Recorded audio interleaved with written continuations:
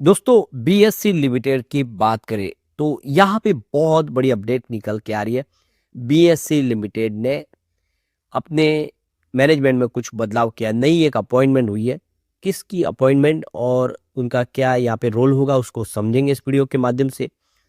दूसरी तरफ बहुत ज़बरदस्त आंकड़े निकल कर आए क्वार्टर 3 के, यानी जो शेयर होल्डिंग पैटर्न है वो बहुत ज़बरदस्त है और जम के खरीदारी हो रही है बड़े फंड हाउस की। क्या बीएससी यहाँ से बेहतर करेगा, समझेंगे इस वीडियो के माध्यम से। दूसरी तरफ अगर हम सीडीएसएल लिमिटेड की बात करें तो सीडीएसएल से भी कुछ बड़ी अपडेट निकल के आ रही है। सीडीएसएल ने जो अपने आंकड़े जारी किए वो ये बता रहे हैं कि एफआई बाजार में जम के बिकवाली करे। क्या गिरावट और बढ़ने वाली है, समझेंगे इस वीडियो के माध्यम से। दूसरी तरफ अगर हम एनएसडीएल लिमिटेड की बात करें तो यहाँ पे बड़े फंड हाउस ने जम के बिकवाली की है। क्या है इसके पीछे की वजह। एनएसडीएल अब देखिए पिछले दिनों जब बाजार में लिस्ट हुआ था बहुत बेहतर किया, उसके बाद में जो गिरावट का सिलसिला हुआ स्टॉक काफ़ी नीचे है। क्या आने वर्ष में फिर बेहतर करेगा, जानेंगे इस वीडियो के माध्यम से। लेकिन फ्रेंड्स उससे पहले अगर आप पहली बार हमारे चैनल पे आए तो चैनल को सब्सक्राइब कर दीजिए, एक बेल आइकॉन दबा दीजिए ताकि जब भी नया वीडियो बने पहला नोटिफिकेशन आपको मिले। वीडियो पसंद आए तो लाइक से जरूर कीजिए। चलो फ्रेंड्स वीडियो स्टार्ट करते हैं। मैं हूँ आपका दोस्त एसबी दवे और हमारे अपने चैनल ऑनलाइन कमाई में आपका बहुत बहुत स्वागत है। सबसे पहले बीएससी लिमिटेड के कारोबार की बात करें तो देखिए कि 2680 पर क्लोजिंग देखने को मिली, जहाँ पे 1.06% की गिरावट थी। तो बाजार में गिरावट की वजह से ये दबाव की स्थिति बनी। तो यहाँ पे इसकी परफॉर्मेंस देखें तो 1227 इसका 52 वीक का लो है, लेकिन हाई 3030 का है। फिलहाल स्टॉक 27,000 के आसपास, तो आप समझ ही सकते हो अपने 52 वीक के हाई के आसपास है। यहाँ से आने वाले समय बेहतर करता हुआ दिखाई दे सकता है स्टॉक। अब यहाँ पे जो बड़ी अपडेट निकल के आ रही है, बीएससी लिमिटेड ने यहाँ पे डॉक्टर शांतनु पॉल को अपॉइंट किया as a public interest director. तो 3 साल के कार्यकाल के लिए इनको अपॉइंटमेंट किया गया है। तो ये 14 जनवरी से इनका कार्यकाल शुरू हो चुका है। तो ये देखो कि ये जो सेबी की तरफ से देख सकते हो कि अप्रूवल मिल चुका है डॉक्टर पॉल के अपॉइंटमेंट को। 7 जनवरी को ही आप देख सकते हो सेबी ने भी यहाँ पे इसको अप्रूवल दिया है। इनकी एक्सपर्टीज की बात करें तो ये टेक्नोलॉजी, फाइनेंशियल सर्विस और एंटरप्रेन्योरशिप में काफ़ी सारा इनके एक रोल इन्होंने आगे देखा हुआ है, उसकी वजह से इनके पास काफ़ी सारा अनुभव है। तो यहाँ पे इन्होंने बहुत जगह पे अच्छा सेवाएं दी हुई, जिसमें आप देखें तो इन्होंने विवृति कैपिटल लिमिटेड और Shubham housing development finance company में इन्होंने अपनी सेवाएं दी हुए हैं। इससे पहले जो डॉक्टर पॉल की जो सेवाएं अगर आप देखें तो national payment corporation of India में इन्होंने अपनी सेवाएं दी। इसके अलावा एनएसडीएल पेमेंट बैंक के अंदर भी इन्होंने काम किया हुआ है। तो इनके पास बहुत सारा अनुभव है बैंकिंग सेक्टर से संबंधित, और इसी वजह से इनको इस रोल के लिए फिट समझते हुए अपॉइंट किया गया है। अब यहाँ पे जो दिसंबर के आंकड़े निकल कर आए वो बहुत ही ज़बरदस्त है। सब ने जम के खरीदारी की है, स्टॉक के अंदर बहुत सारा निवेश हुआ है। तो यहाँ पे अगर हम एफआईए और एपीआई की बात करें तो उन्होंने होल्डिंग को बढ़ा दिया है। 16.26% की होल्डिंग थी सितंबर क्वार्टर में, जो बढ़ के 17.45% हो चुके दिसंबर क्वार्टर में। यानी जो विदेशी निवेशक है वो जम के खरीदारी कर रहे हैं इस समय बीएससी लिमिटेड में। उनको भरोसा है स्टॉक के ऊपर।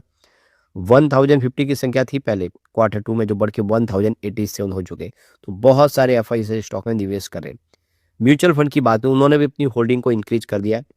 9.04% की होल्डिंग थी क्वार्टर 2 में, जो बढ़ के 11.63% हो चुके दिसंबर क्वार्टर में। यानी म्यूचुअल फंड का भी बहुत ज़बरदस्त निवेश है। इसके अलावा म्यूचुअल फंड की जो संख्या वो भी बढ़ चुकी है। पहले 186 म्यूचुअल फंड इन्वेस्टमेंट करते थे स्टॉक में, अब वो 230 तक हो चुके दिसंबर क्वार्टर में। इसके अलावा इंडिया के जो डीआई है, इंस्टीट्यूशनल इन्वेस्टर, उन्होंने भी अपनी होल्डिंग को ज़बरदस्त बढ़ा दिया। 36.26% की होल्डिंग थी, देख सकते हो कि क्वार्टर 2 में, जो बढ़ के 41.28% हो चुकी। ज़बरदस्त वृद्धि हुई है। अब सबकी होल्डिंग बढ़ी है तो नेचुरली आप समझ सकते हो कि जो होल्डिंग कम हुई है वो है रिटेल इन्वेस्टर की। रिटेल इन्वेस्टर के जो शेयर है वो बड़े फंड हाउस ने खरीद लिए। आप समझ सकते हो इसीलिए रिटेल इन्वेस्टर हमेशा नुकसान में रहते हैं, क्योंकि जब भी कमाने का मौका आता है उनके पास शेयर नहीं होती है। अब यहाँ पे हम एनएसडीएल लिमिटेड की बात कर ले तो यहाँ पे 990 पर क्लोजिंग थी, जहाँ पे 0.89% की गिरावट देखने को मिली। अब इसकी परफॉर्मेंस देखे तो इसका 52 वीक का लो है वो 880 का आईपीओ है। उसके वक्त में समझो 880 की इसकी लो बनी है, लेकिन जो हाई है वो 1425 का। आईपीओ के वक्त ही ये 1425 तक चला गया था। उसके बाद गिरावट का सिलसिला ऐसा शुरू हुआ कि स्टॉक 1000 से भी नीचे आ गया। काफ़ी ज़्यादा इसमें गिरावट देखने को मिली।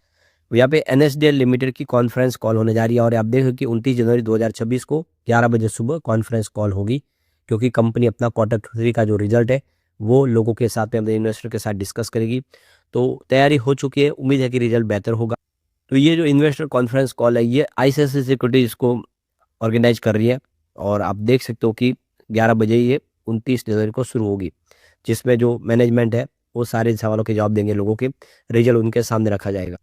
अब यहाँ पे NSDL लिमिटेड ने FI के आंकड़े जारी किए जो बहुत ज़्यादा चौंकाने वाले हैं। विदेशी निवेशक लगातार बाजार में बिकवाली कर रहे हैं, काफ़ी समय से बाजार में वो बिकवाली कर रहे हैं, जिसकी वजह से बाजार कमज़ोर हो गया काफ़ी ज़्यादा। 1 जनवरी से लेकर 23 जनवरी तक के आंकड़े जारी किए, तो इसमें फॉरेन पोर्टफोलियो इन्वेस्टर की तरफ से करीब 33,598 करोड़ रुपीज़ की बिकवाली कर दी गई है। बहुत भारी मात्रा में उन्होंने बिकवाली की है और ये अगस्त 2025 के बाद सबसे बड़ी किसी एक महीने में की हुई बिकवाली है। यानी आप समझ सकते हो कि जनवरी महीने में बहुत ज़बरदस्त बिकवाली कर दी है FI ने, जिसकी वजह से बाजार कमज़ोर हो गया है। तो इस समय जो ग्लोबल रीज़न है उसकी वजह से बाजार में से निवेश कम हो रहा है और सेंटिमेंट कमज़ोर हो गया है, जिसकी वजह से वो लगातार अपना प्रॉफिट बुक करे, जिसकी वजह से बिकवाली का जोर दिखाई दे रहा है इस समय। तो यहाँ पे देखो कि जियोजीत फाइनेंशियल सर्विस के चीफ इन्वेस्टमेंट ऑफिसर है VK विजय कुमार, उनका कहना है कि 23 जनवरी को खत्म हुए सप्ताह में विदेशी पोर्टफोलियो निवेशकों ने भारतीय बाजार में बिकवाली और तेज कर दी है। इस बिकवाली की वजह से लगातार एक सप्ताह में 16 ट्रिलियन रुपीज़ की देखो मार्केट वैल्यू साफ हो गई है और इंडेक्स भी 2.5% गिर गया है। तो बहुत तेज़ी से अब FI बाजार में बिकवाली कर रही है, ये बाजार के लिए अच्छा संकेत नहीं है। तो इसके पीछे जो सबसे बड़ी वजह देखो तो जो इंडियन रुपीज़ लगातार कमज़ोर हो रहा है, जिसकी वजह से भी ये सेंटीमेंट खराब हुए। इसके अलावा Q3 के कमज़ोर कॉर्पोरेट नतीजे भी देखने को मिले। अमेरिका और इंडिया की जो ट्रेड डील है उसमें भी काफ़ी देरी देखने को मिल रही है, अभी तक डील का कोई फाइनल नतीजा नहीं आया है, जिसकी वजह से भी यहाँ पे FI बाजार से निकल रहे हैं।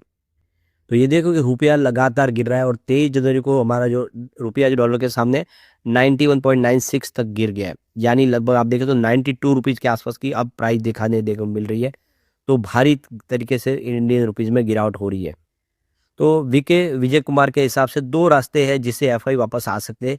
तो पहला, कंपनियों की जो कमाई है, जो कॉर्पोरेट अर्निंग है उसमें सुधार दिखे। दूसरी, अमेरिका और इंडिया की जो ट्रेड डील है उसको लेकर कोई क्लैरिटी आ जाए, तो फिर आप देखें वो फिर से आ सकते हैं। Q4 में बेहतर नतीजों की उम्मीद है, लेकिन ट्रेड डील को लेकर भी कोई टाइमलाइन नहीं है। ये रास्ते क्लियर होंगे तो फिर बाजार में एक अच्छी तेज़ी बन सकती है। अब CDSL लिमिटेड की बात हो, 1326 पर क्लोजिंग थी, जहाँ पे 2.21% की भारी गिरावट देखने को मिली। इसकी परफॉर्मेंस देखें तो आप देखें कि 1047.52 वीक का लो है, लेकिन हाई 1828 का है। तो स्टॉक आप देख सकते हो कि इस समय काफ़ी कमज़ोर दिखाई दे रहा है, अपने निचले लेवल के आसपास है। जिस तरह से BSE लिमिटेड बेहतर कर रहा है, उतना इसमें तेज़ी देखने को नहीं मिल रही है। CDSL काफ़ी कमज़ोर लग रहा है। वैसे CDSL लिमिटेड ने एक नया इतिहास रच दिया। आप देख ही सकते हो कि इन्होंने जो अपने कस्टमर बेस में एक ज़बरदस्त एक माइलस्टोन अचीवमेंट किया है। 10 करोड़ KYC रिकॉर्ड बना दिया है, माइलस्टोन अचीवमेंट कह सकते हैं। 10 करोड़ इनके KYC कस्टमर हो चुके हैं। तो शेयर की जो रखवाली करने का काम करती है CDSL और NSDL, तो लगातार इनके कस्टमर बेस में वृद्धि हो रही है। काफ़ी सारे लोगों का भरोसा इस समय दिखाई दे रहा है, लेकिन बिकवाली ऐसी है कि ये सारी बातें गौण हो जाती है। यहाँ पे शेयर होल्डिंग बढ़ने देंगे तो प्रमोटर की होल्डिंग यहाँ पे 15% के आसपास है दिसंबर में, जो अनचेंज है।